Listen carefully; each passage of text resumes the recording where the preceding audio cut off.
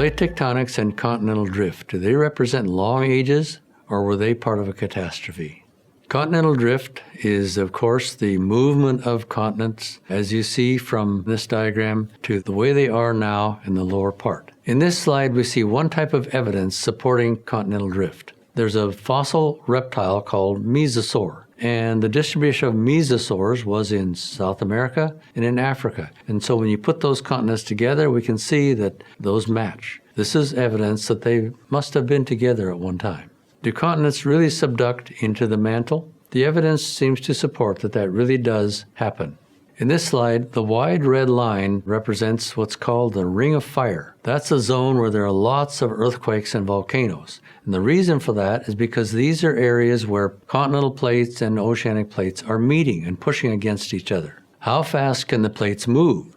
Now they move very slowly, a few centimeters per year. It is assumed that they always moved this slowly. But during and after the flood, they must have moved rapidly. The movement of continents is likely, in fact, the cause of the flood.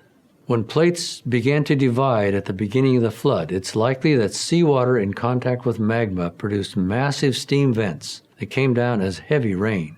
The continents after the flood moved into their current positions. This may seem like a radical idea, but the old ocean floors from before the flood no longer exist. The oldest existing ocean floors are Jurassic, from some time during the flood. There is evidence that some continental earth crust was actually subducted into the mantle. This picture represents a cross-section through the earth, and the black mass inside of the red is this subducted material that is still there and is too cold to be millions of years old. Plate tectonics and the movement of continents was an integral part of what was happening during the flood, and it must have been rapid. That is a faith-based conclusion, just like many other conclusions, both from those who believe in the flood and those who do not believe in the flood.